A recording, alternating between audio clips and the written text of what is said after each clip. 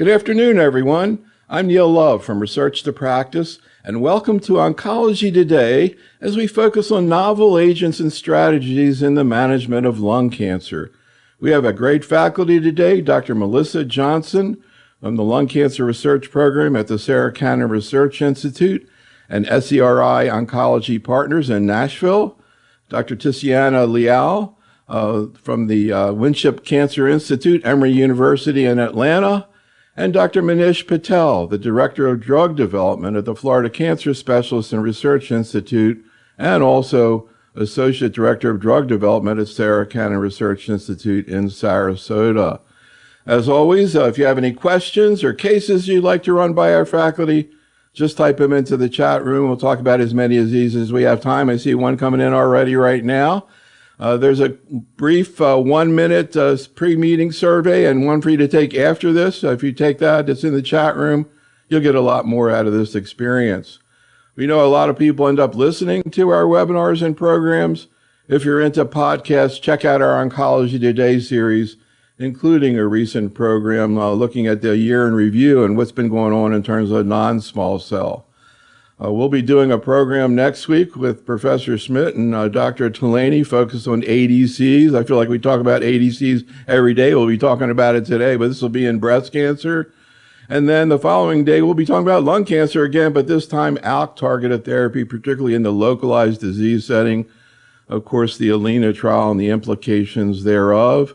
We're going to comment a little bit on HER2-targeted therapy, as we always do, and we'll be getting into that in GI cancers with Dr. Staub and Strickler in August when we come back with more webinars. And I'm all excited. We're going to be talking about neuroendocrine tumors. Don't do that too much anymore on August 29th. But today we're here to talk about a number of different new approaches in lung cancer. We actually are going to have 3 brief presentations from each faculty person as part of our meeting here today, a little bit different format than we usually use. We will be talking about the use of agents that are not approved and strategies not approved. A lot of what we're talking about today, in fact, will be that. Here's where we're heading. We're going to chat a little bit before we get into these talks, and then we'll get into the 3 talks. If we have time, we're going to pick up on some of the other things that happened at ASCO and that are going on right now in terms of lung cancer research. But I picked out this topic just to kind of get warmed up. I was thinking last night what I consider 2 advances that have occurred in lung cancer that we've heard about recently. One we heard about a long time ago, 14 years ago, when we found that it was very effective, but I don't think we're using very much of it. And the other is much more recent, and we're very excited about that, and for good reason. So here's what I want to get the feedback from the faculty on. First, Melissa, I've always loved the trial that came out of MGH looking at early palliative care. To me, it wasn't just about palliative care; it was about supportive care. It was everything we can do for the patient other than treating their cancer. They showed a survival benefit. I remember Tom Lynch at that time said, "If this were a drug, we'd be giving it." And I'm not sure we actually are giving it that much, but that's what I want to ask you about. And then the other thing I want to bring up, of course, is the pan-tumor approval of TDXD that we in education is really rocking our world. Now we're dealing with GU, and we've been dealing with them, but now with this approval, it's really an urgent issue. So again, just to get your take on this, Melissa, and when you think about patients with lung cancer, particularly a metastatic disease, which is a lot of what we're going to talk about here today, they have so many needs beyond, taking care of the tumor, so to speak. And it was interesting that this trial that they presented at ASCO, where they compared live, to online, they had like 22 centers, but I'm not sure how many places in the community have, embedded or online, available palliative care. And he thought, well, at your place, Melissa, what kind of services do you have available? Do you do early palliative care? And what are some of the needs that you see out there, particularly in lung cancer, in terms of, like I say, everything beyond treating the cancer? Thanks, Neil. I loved this study. And in particular, I loved how it shows how the telemedicine that we we created the ability to use telemedicine during COVID, and it's the genie that won't go back in the box. We use palliative care in all of our patients in our clinical trials unit. And so I have the palliative care nurse practitioners see my patients on cycle 1, day 8, when they're starting trials. And it's really been very beneficial for after that first visit that they not have to travel back and forth to the unit, both for their drug assessments and for their palliative care visits. So we use a lot of telemedicine. My hat's off to the team who did that trial during COVID, and I think it shows that we need more of that in all of our cancer care. Ticiana, any thoughts? I can tell you for us in CME, ever since the pandemic, not telemedicine, but teleeducation. I mean, what we're doing right now today, I never thought we'd be 4 years down the line still having a couple hundred people on the line, which we do almost every time we do this. But then I look at the clinicians, and I'm not sure it got picked up as much. And people are coming in for follow-up visits where maybe it could have been done telemedicine, maybe they're issues with licensing, going outside of state, et cetera. Ticiana, at Emory, what kind of services do you have available for patients in general, and how are you utilizing telemedicine? Yeah, so we were a site for this study. So some of my patients were included in this study. And I was a big supporter of this study. And we actually frequently use telemedicine, not only in palliative care, but also in oncology as well. In palliative care, it has been, I think, extremely helpful. And I think the results of what I saw presented at ASCO mirrored the experience that I saw my patients tell me about. And certainly, I'm in favor of using telemedicine for palliative care and for oncology patients in general. In oncology, the way we use it is exactly how you said, to facilitate the care for our patients, to make sure that we minimize the burden of travel and the financial toxicity that comes with patients that require multiple appointments and they're seeing multiple specialists. And one sort of easy clinical scenario that I can give an example is somebody who is now on consolidation durvalumab, for example, after chemoradiation, and they prefer to go to a site that's closer to home, that's still an Emory site. And so they can have a telemedicine with me and then get their infusion closer to home and not have to make it all the way to one campus and go to a campus of preference. Those are simple examples that really help patients stay on track when they have to have prolonged therapies for a prolonged period of time. And I think overall, consistently we ask patients if they find that experience positive, and we have had really good results with that. So, Manish, of course, you are in a very unique situation running phase 1 research unit in the Florida Cancer Specialists, which is a bunch of general medical oncologists we've been working with for 15 years doing education programs. When the pandemic hit and everybody's trying to figure out how are we going to even do clinical research, I was thinking, this is going to lead to a lot more telemedicine and clinical research, people being able to access it. And I'm not sure that's exactly happened, but you tell me. Exactly right, Neil. I mean, the concept is amazing. This trial was amazing. And hopefully this particular trial will continue to, grow the field of telemedicine, in particular with palliative care. But yeah, in terms of the clinical research aspects, there's only so much you can do with some of the trial visits, right? The adoption of the option within clinical trial design hasn't really taken off. But certainly nationwide during the pandemic, as well as the last several years, we've been able to incorporate them when we could, right? Is it a nationwide adoption for most visits? Probably not, but we certainly use them when we can, especially for patients who travel far distances, right? Very useful. So the contrast I put out here is TDXD, and particularly now that we have this pan-tumor approval, or I think specialties outside of breast cancer and particularly, and also lung and GI, you guys have had some experience, but when you get beyond that, there's so many questions about that, but so exciting as well. And we're focused on new agents today, but this is a new approval that really is kind of, in a way, earth-shattering. Melissa, I'm just maybe let's take a look at the data first, just to remind us. We already knew that TDXD worked in overexpressing lung cancer. Of course, it has the approval in mutated disease, but you had pretty good response rates for, to me, it was like, I didn't know why it wasn't approved already just based on these response rates, but now I guess it is now with the pan-tumor approval. We have the whole issue of side effects, which I'm curious about your take on. We'll get to that in a second.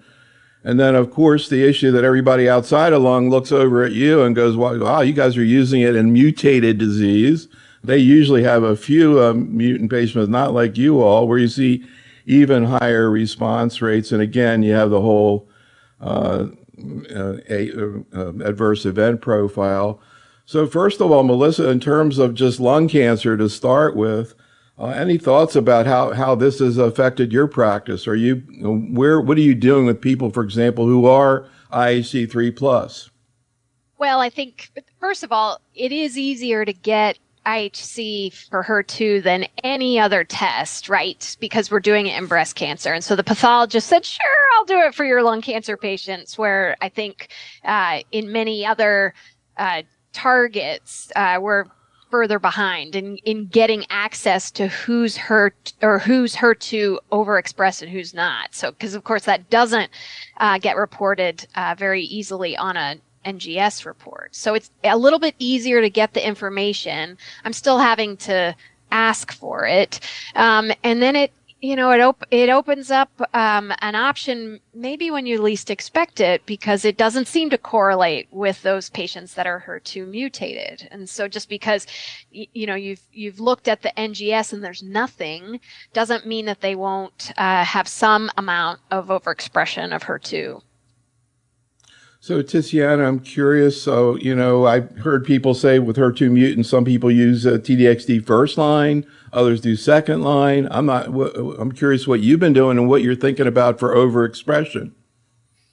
Yeah, I think, the targets there are different. I think for patients with HER2 mutations, we're waiting to see the results of DESTINY-Lung4 to really see if this will be the optimal first-line agent.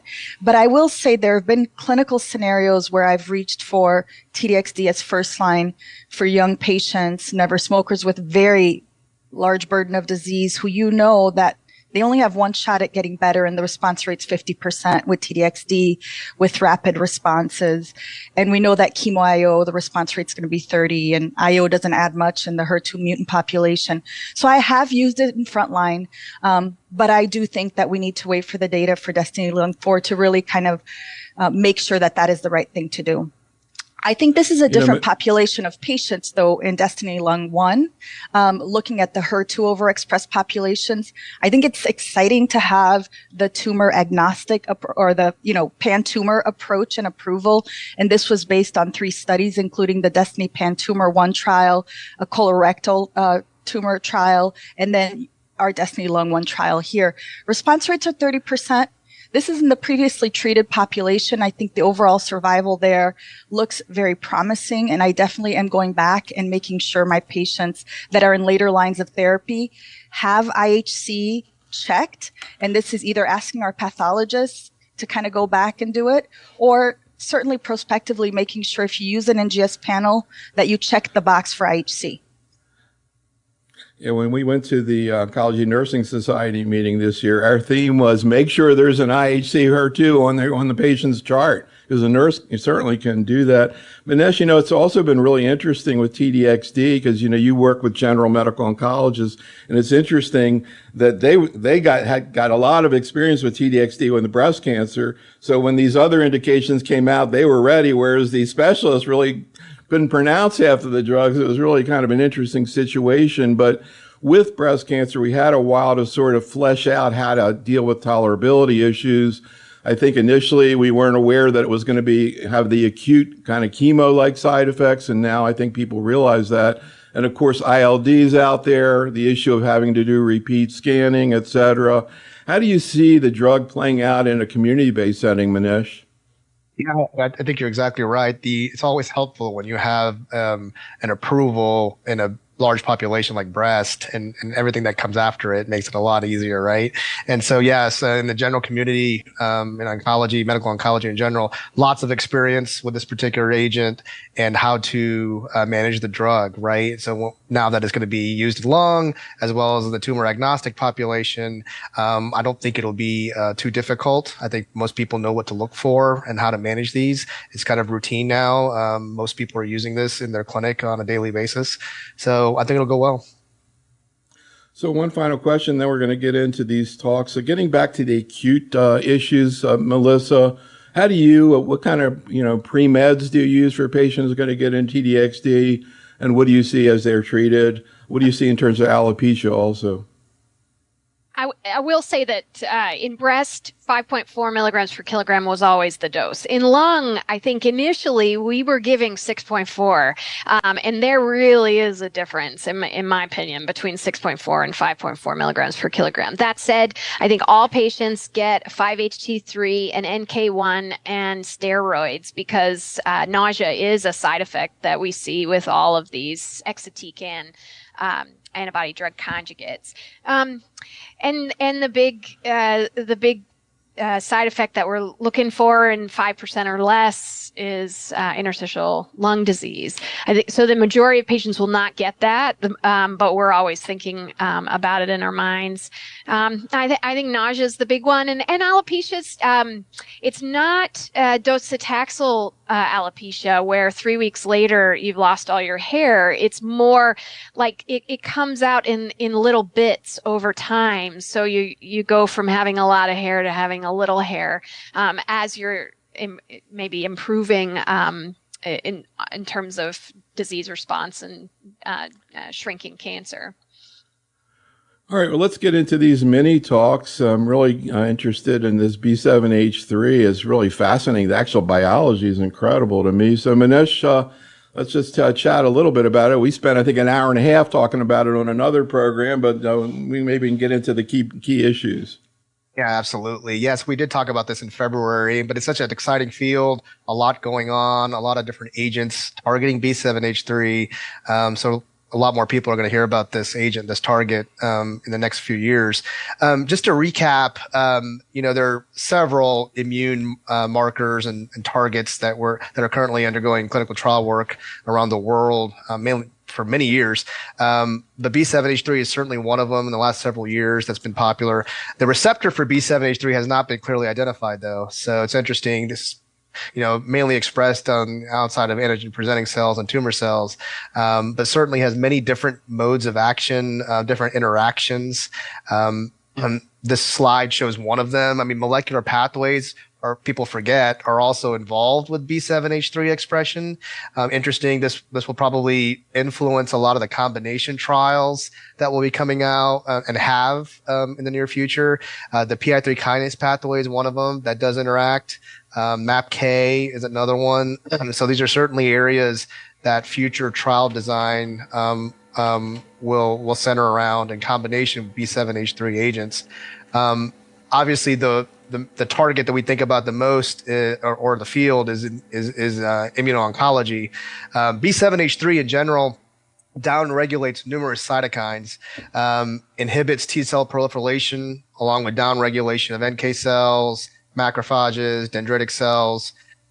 So has both a co-stimulatory role as well as an inhibitory role within the immune system. So a lot of different ways of thinking about how this drug works. It's upregulated and overexpressed in many different tumor cells, and we'll show you a slide with the different cancers and how much they express B7H3.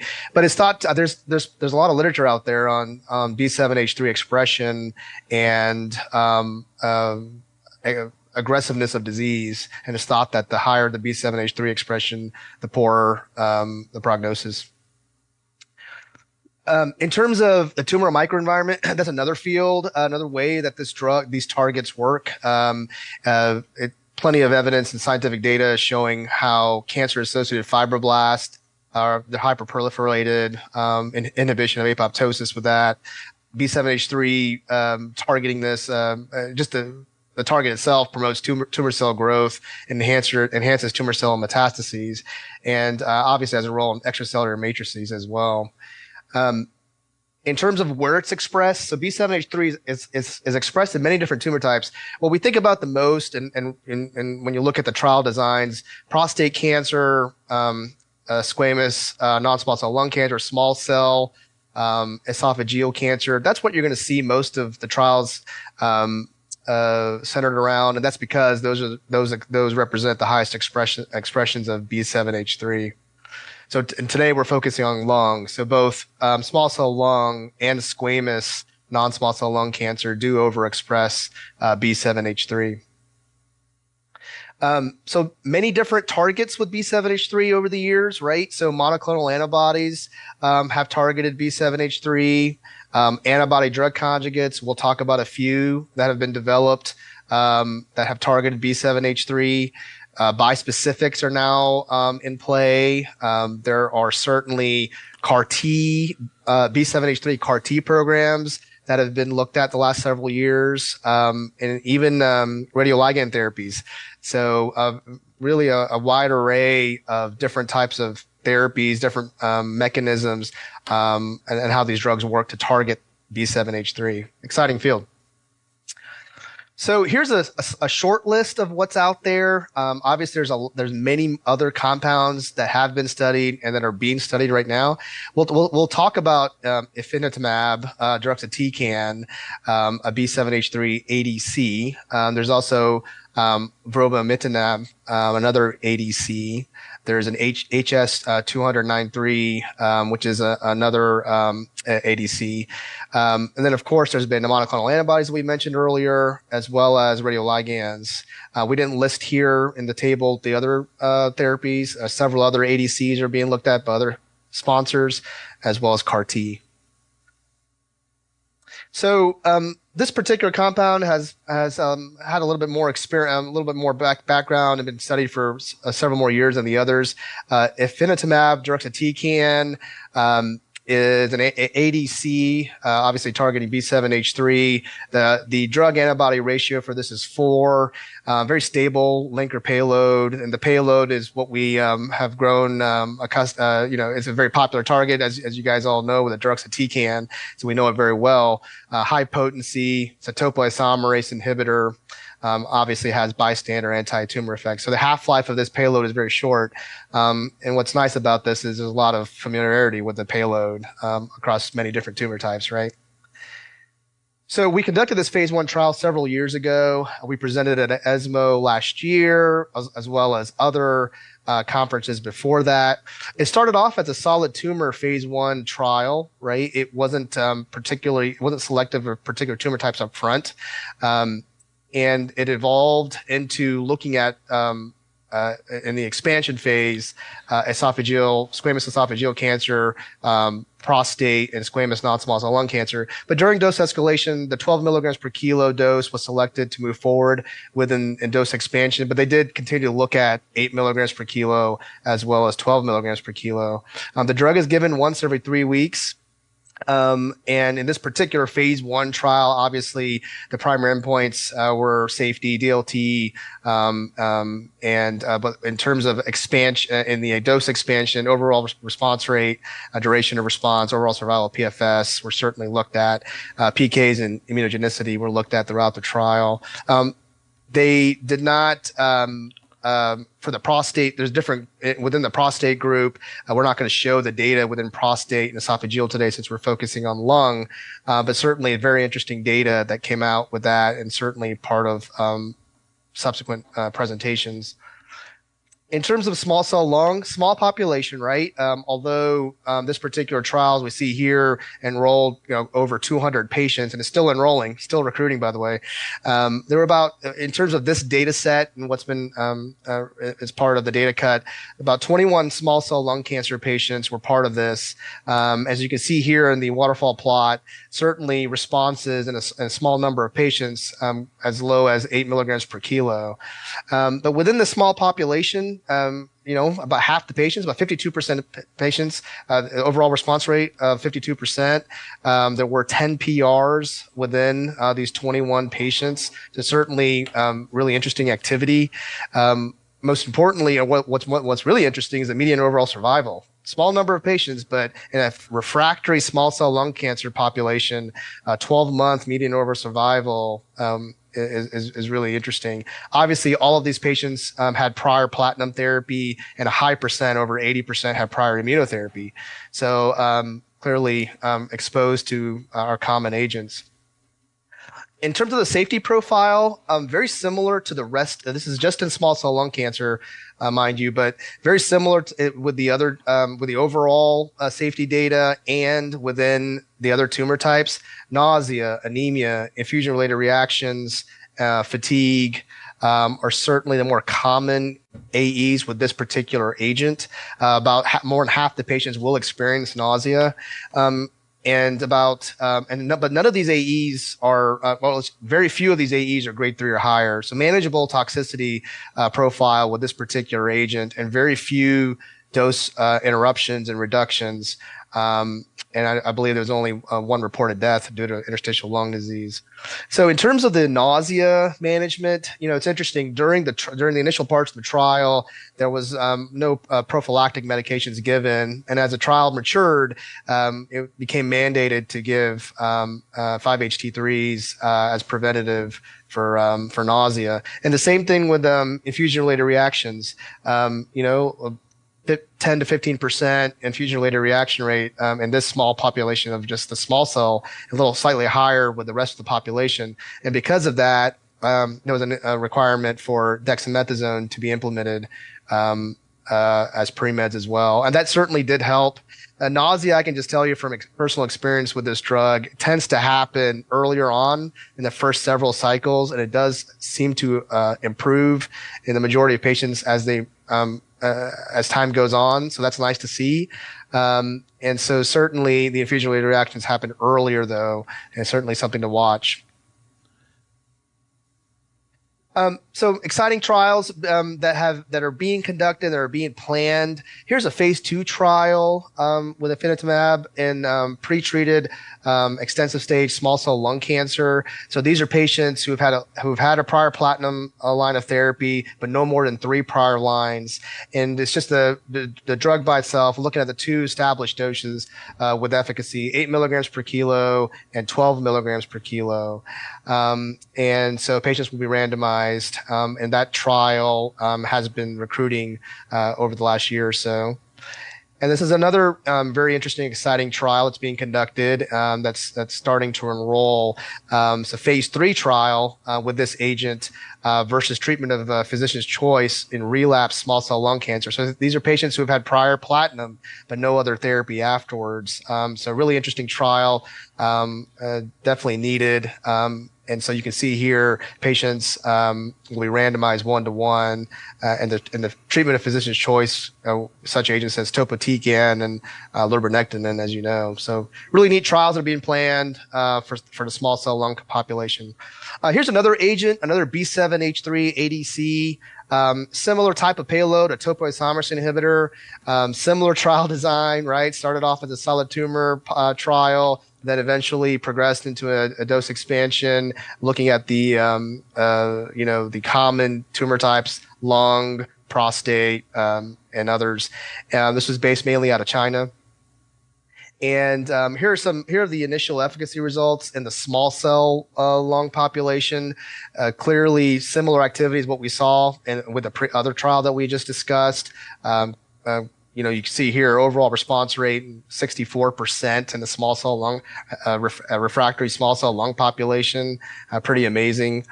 And then you can see here in the expansion phase, when they looked at more small cell lung cancer populations, the data held, right, 58% between the 2 doses. So certainly a lot of interest in these type of compounds. Although this was withdrawn, this was the phase 2 plan for their particular compound in the extensive stage small cell lung population.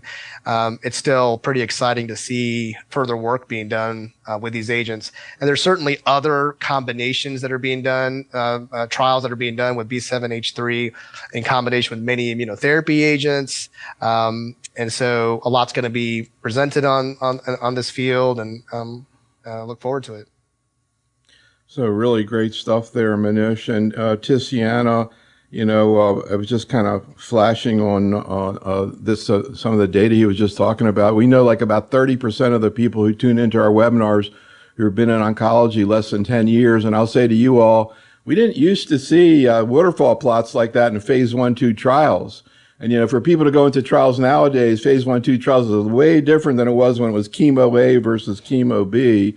But anyhow, Ticiana, any general thoughts about this? When I start seeing response rates, 20, 30%, start thinking about, hey, maybe it's time to start using it. But you tell me, any thoughts about where this is going to be heading and landing? I mean, I definitely think it's exciting, number one, to have all these therapy advances, especially in small cell. I will say that response rate across trials over many years in small cell lung cancer doesn't always translate into benefits and overall survival. So while I think this is a signal and extremely promising in an early phase study, I do think we need to get endpoints of duration of response, which may be a better surrogate endpoint. And then certainly I think for small cell PFS and OS, maybe better endpoints than overall response rate by itself.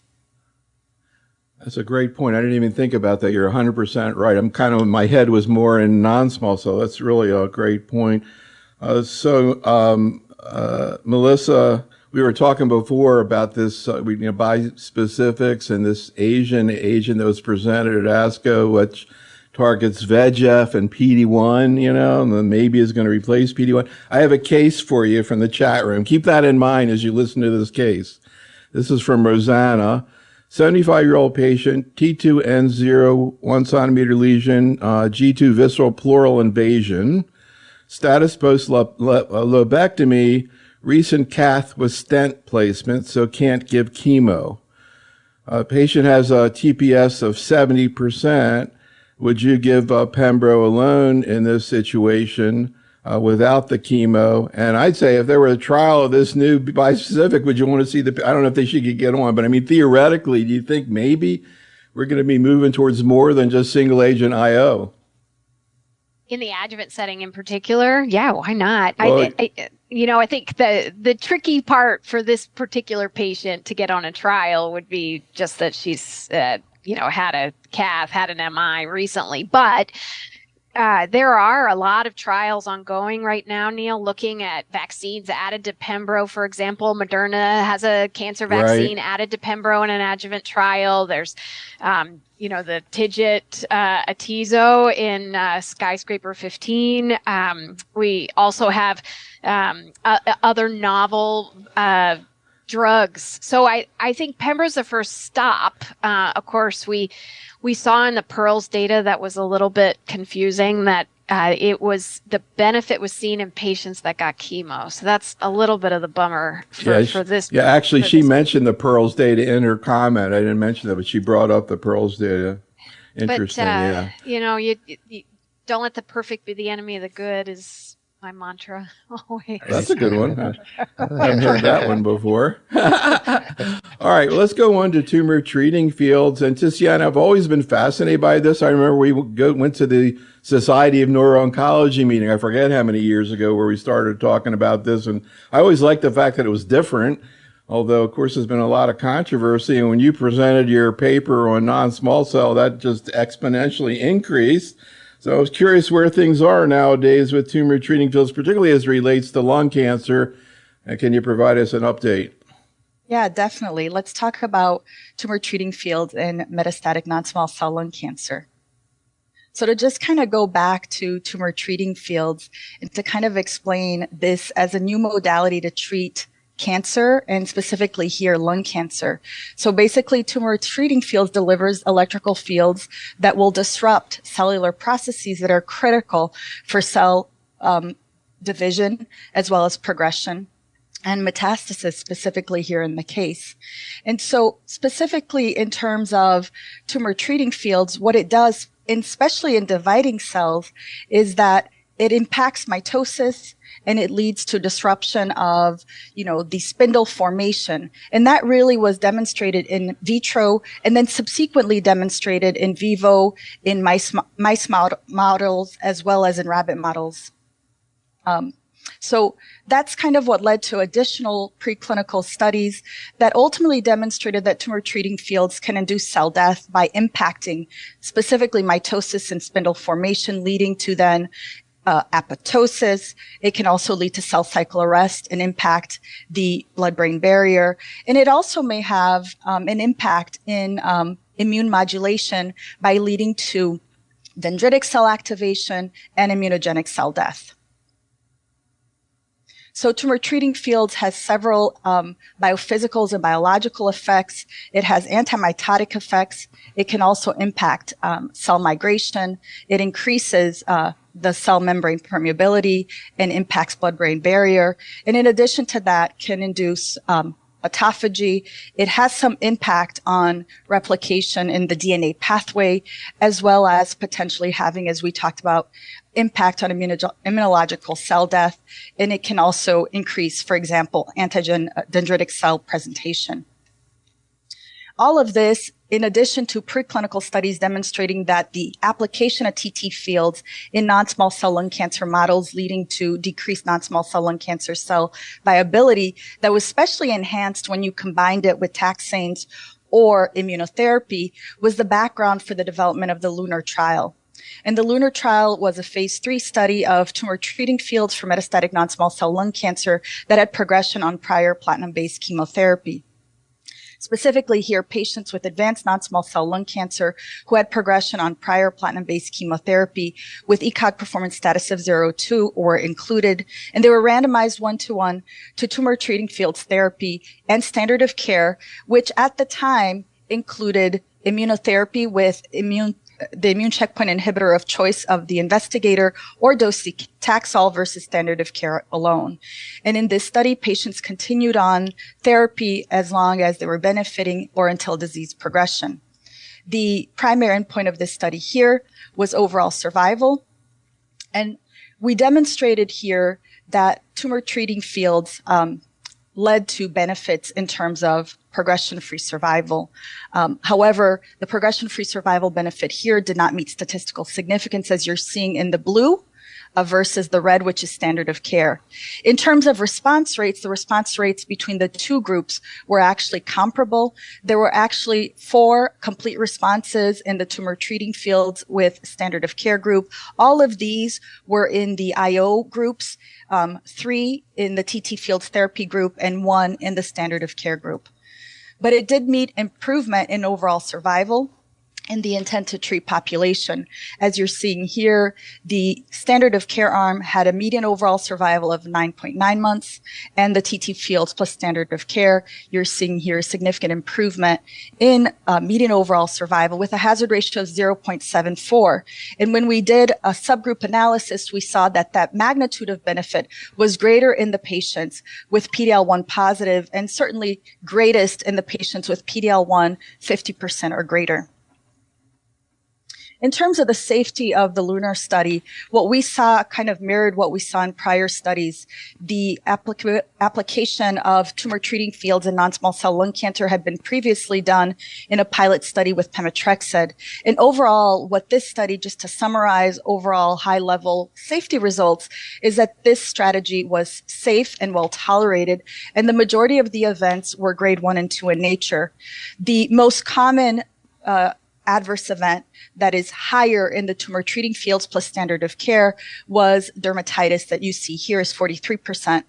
Versus 2% all grades. However, the rate of grade 3 or higher adverse events, specifically dermatitis, are quite low at 2%, and the majority of the events were reversible and improved with supportive care, including topical antibiotics, topical steroids, and if needed, dose hold and removal of the patches for 48 to 72 hours, and then application in a separate location to allow sort of the skin to heal and to improve, and those typically resolved. In terms of serious adverse events, any serious adverse events were 53% versus 38%. Any AE leading to discontinuation was 36 versus 20%. And any AE leading to death was 10% versus 8%. There were no deaths attributable to TT Fields therapy in the LUNAR study. This is another very interesting study that was much awaited, that was presented at ASCO 2024. This is the METIS trial. This is an international multi-center phase 3 randomized study of tumor treating fields for patients with non-small cell lung cancer with brain metastasis. And in this study, patients with non-small cell lung cancer with brain metastasis were randomized 1-to-1, 298 patients to SRS, and then they received tumor treating fields therapy or plus best supportive care or best supportive care alone. In the best supportive care alone group, the patients were allowed to go on to salvage therapy with tumor treating fields therapy plus best supportive care. And you see there that 15 patients actually went on to receive tumor treating fields therapy plus best supportive care in the salvage therapy session in this setting. And what we saw here was a study that was designed to demonstrate as a primary endpoint time to intracranial progression. And to summarize the results of this study, again, included patients with advanced non-small cell lung cancer. These patients, about 50% were on systemic therapy for their advanced non-small cell lung cancer. As you'd expect, the majority were either on taxanes, pemetrexed, or IO. And it did show a positive endpoint in terms of time to intracranial progression or neurologic death, as you see here, with a hazard ratio of 0.67. We're seeing a median time to intracranial progression of 21.9 months in the experimental arm with tumor treating fields plus best supportive care versus 11.3 months in the best supportive care group. There was no difference in overall survival between the two groups. And then in terms of quality of life, this study kind of mirrored what we saw in other tumor treating fields studies. Overall, there was a positive trend in most of the 18 scales and items assessed by the testing methods used here. There was improvement of global health status, physical functioning, and fatigue. And there was similar time to neurocognitive failure in both arms. In terms of the safety profile for the METIS trial, again, you're seeing here the differential, as would be expected in terms of adverse events, is skin irritation, pruritus, and dermatitis. Again, this is all due to application of the device, in this case on the scalp. But again, the grade 3 or higher events are actually quite low. 52% of the patients on the tumor treating fields arm developed device-related adverse events. Any grade, mostly grade 1 and 2, were skin, and only 3 were grade 3 or higher. And you're seeing on the 15 crossover patients that were on salvage TT fields plus best supportive care, there was one patient that developed a device-related grade 3 adverse event that was reported as headache. And there's a comparable incidence of grade 3 or higher severe adverse events between the two arms. So here is where the field is moving. As you know, we think about the rapidly developing landscape of treatment for patients with advanced non-small cell lung cancer. When we designed the LUNAR trial, patients were actually still receiving IO in second line globally. And during the conduct of the study, we had approval of IO in lots of countries, including the US and Europe. And certainly that kind of changed the way we're treating patients in second line and beyond, which impacted sort of the choices of therapies for the LUNAR trial. But as we stated, you know, the benefit that we saw with TT fields was greatest among patients in the IO arm, especially in the patients with PD-L1 positive. And so this is a study that is called the LUNAR 2 trial that's investigating the use of tumor treating fields with immune checkpoint inhibitors and chemotherapy for patients with advanced non-small cell lung cancer. And so this study will hopefully then demonstrate using both OS and PFS as a primary endpoints that tumor treating fields in combination can also lead to improved outcomes in the frontline setting. This study is actually ongoing. And that concludes my part of the talk. Awesome. Really interesting. Couple of good questions for you, Melissa, from the chat room. But first, come back to you, Manish. You know, just to buy into the concept that this modality could actually have a significant anti-tumor effect. What do you think about this meta thing with the brain mets? That looks, I'm trying to think of a hole in it. I mean, I guess it's not blinded, so I don't know, but I don't know. What do you think? I think it's exciting, right? I mean, we've seen this data. We're using this in the CNS population already, right, with GBM. So it's not surprising that there's activity there, right, in the non-small cell brain met population. So certainly, it's going to be really multimodality therapies. People are going to be interested in. It's not going to be meant for everyone, right? But it'll be really interesting to see what the frontline data shows. Well, it's also maybe, I mean, to me, like easier to focus on a small volume like the brain than the whole rather chest. than chest. So, I don't know. Anyhow, a couple quick, then we go to the last talk, Melissa, but a couple quick questions for you. Well, first of all, we were talking about, I guess we'll call it IDXD. I think I can remember that one. Curious, a question about the quality and duration of responses that we're seeing. Did you have any patients receive it, Melissa? Yeah, we also had it open in Nashville. And, I think that is what we need to understand as the data matures. The duration of response was around 5 to 6 months, and that was in both data sets, both the IDXD data as well as the second Chinese ADC that Manish showed. What was interesting to me, though, is that in both data sets, I think there were patients who had been previously treated with irinotecan and topotecan. And so to me, that is at least promising, that there's something true and novel going on.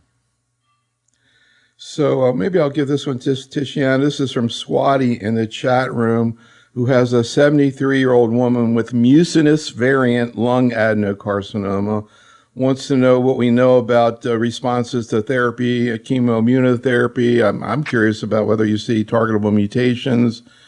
I don't even know how often you see it. Mucinous, Ticiana, anything different about that? Yeah, it is a harder histology. These are more aggressive adenocarcinomas that are, certainly more resistant and poorly responsive to therapies. I do think that, we need to check NGS and check for all the markers, including HER2-IHC. Ultimately, this aggressive histology doesn't impact or select a specific choice of therapy. So I think, we recognize that it's an aggressive histology, and certainly more studies are needed, but NGS, PD-L1, IHCs, and then trying to individualize the therapy as best as possible in a multidisciplinary fashion. Obviously, staging will impact therapy that we're selecting as well. So I feel like I'm talking about bispecifics and CAR T and myeloma and lymphoma almost every day nowadays, and they're struggling with, how are we going to do this? How's the community going to get involved? So interesting, but so exciting.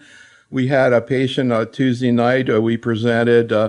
Manish, you'll appreciate this. This is a patient who was on the bispecific teclistamab for myeloma, had been on it for a year and a half. At the time I did a video interview of this patient, and the day I did the interview was the day the drug was approved, which kind of gives you another example of why participating. And incidentally, now it's been a year and a half later, and the guy is still in remission on this bispecific. So when I saw that there was a bispecific coming to solid tumors, particularly small cell, and I was super excited, not only about the efficacy, but super interested to see how this is going to play out tolerability-wise. So Melissa, give us a little bit of taste of what's going on and what's about to happen here. This tarlatamab's approved.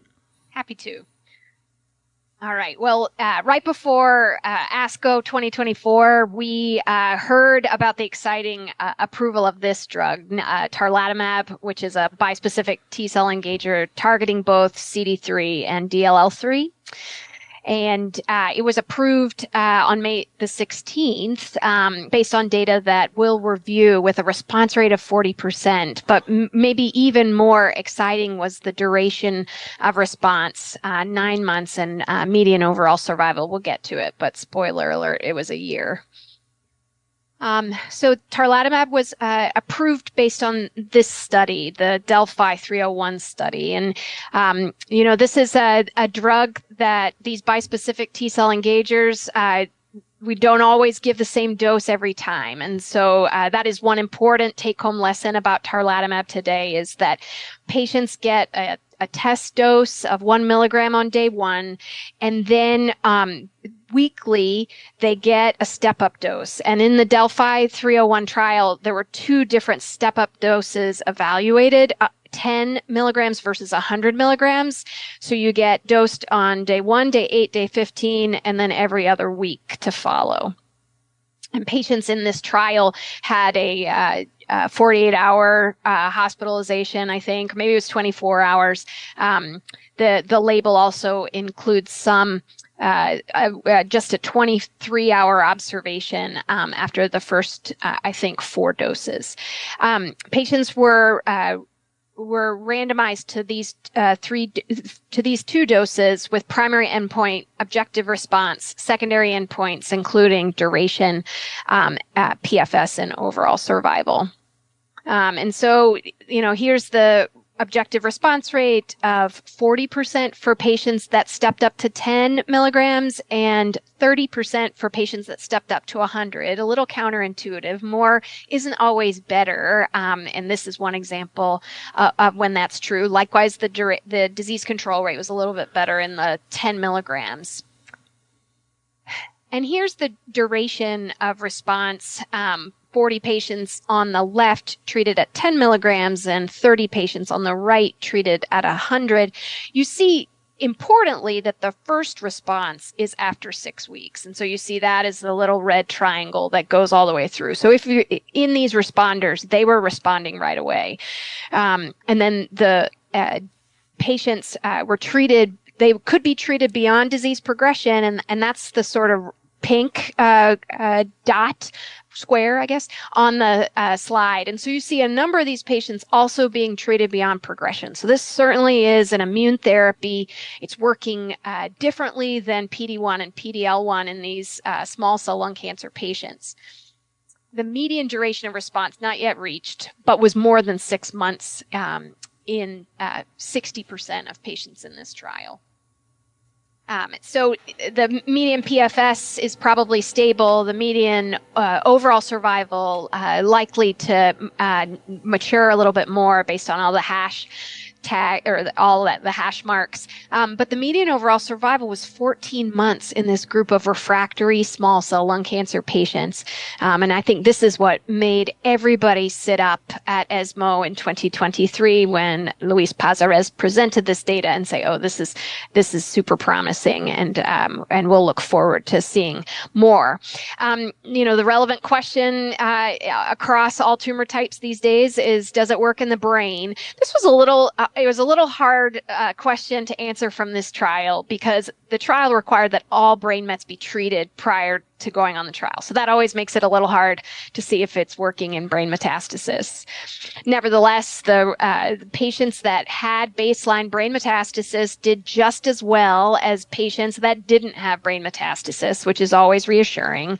And on the next slide, you see a creative graph that tried to show the promise of intracranial activity for these patients. So at the top of the screen, this included there were 17 patients with brain mets that were all treated across the 2 doses that were greater than 10 millimeters. So it had to be a discrete nodule.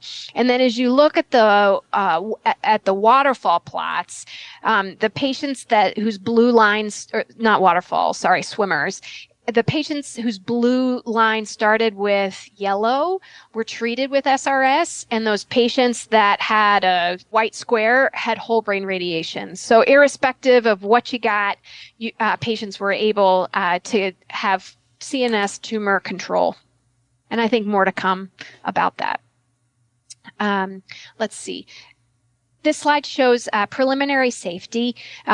We see that patients that were treated at the 10 milligrams were less likely to have dose interruption or reduction compared to patients treated at 100. And then let's hover over the CRS just for a minute because, we're thinking about those bispecifics that they use in hematologic malignancies where they are giving them steroids and giving them tocilizumab. And do you really have to do that here? The majority of patients had grade 1 and 2 CRS. Well, think about what that really is. That's a fever, which is grade 1, and then something that required intervention. So hypotension requiring fluids, hypoxia requiring a little nasal cannula oxygen. there were no patients treated with 10 milligrams step-up dose that had grade 3 CRS. So this is a different animal compared to those bispecifics that the myeloma docs and the lymphoma docs are wrestling with in the clinic.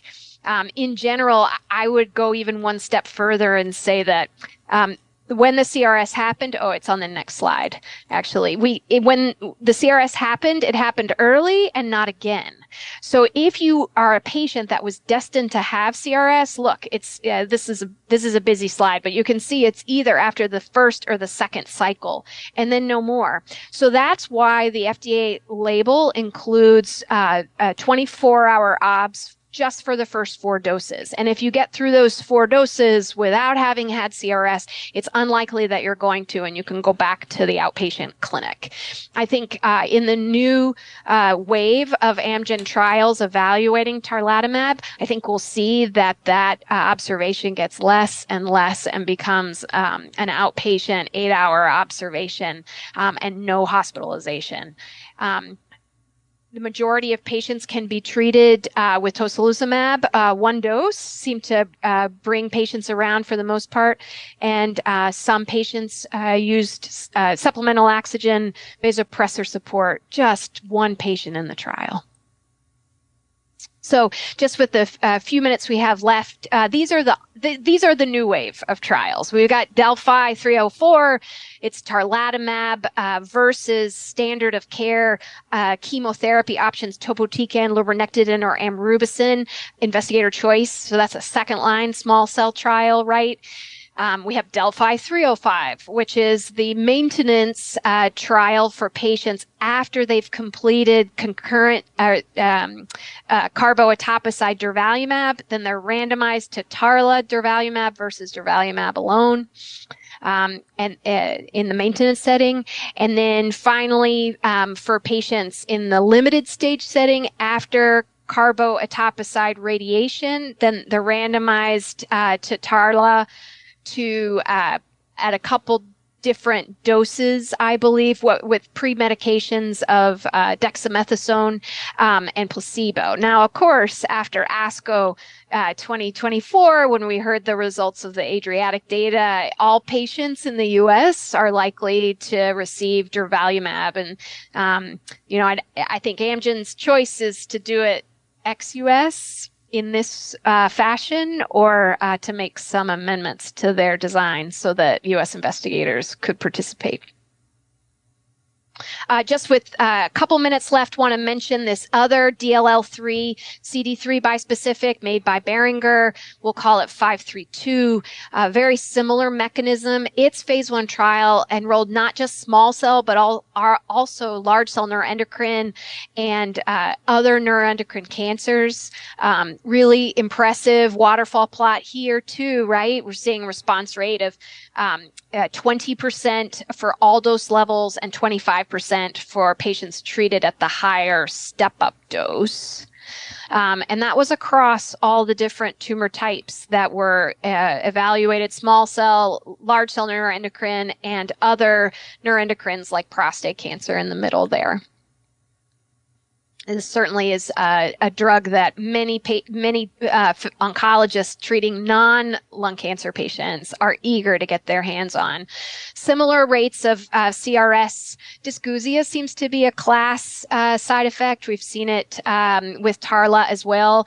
And a white cell count decreased. It seems like these bispecific T-cell engagers seem to make the white blood cells leave the periphery and flock to the tumor. And so we see that as the CBC showing whites and lymphs at lower levels.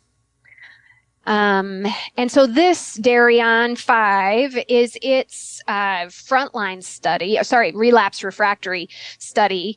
Again, evaluating 2 different doses, some step up. So everybody gets the same dose initially, once every 3 weeks. And then there's this step in dosing, they call it, where they get 1 or 2 doses weekly to follow.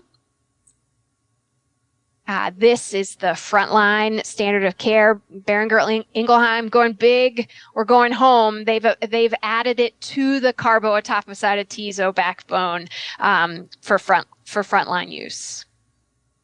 And I think that's it. So, yeah, and I don't think we're going to be able to get to talk about more of ASCO, but we talked a lot as it is. I was just thinking about, like in myeloma and lymphomas, we're seeing, things getting toned down, some patients not being admitted, mosunetuzumab, they call in oral steroids if they get a little fever. They have sub-Q, so that's moving, down a little bit. What about CNS issues? That's been seen with the lymphomas, and what about infections? Yeah, thanks for reminding me. We should talk about ICANS a little bit because that is a hallmark toxicity for these bispecifics, and it's a little. The mechanism for it is a little bit of a question mark. The good news is in tarlatamab trials, the incidence was low, and one dose of dexamethasone, 10 milligrams, really wipes it out. It can be confusion. It can be disorientation.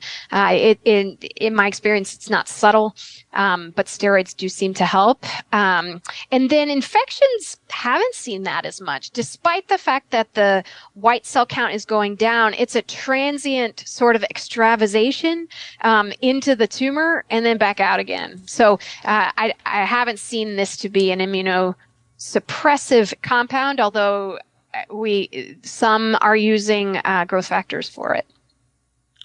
So final comment from Ticiana, as I've been hearing all this, I'm having this image of a sick patient, an older patient, cardiovascular disease in the hospital with small cell, and now you're adding in cytokine release, et cetera, et cetera. Any thoughts about how that's going to play out?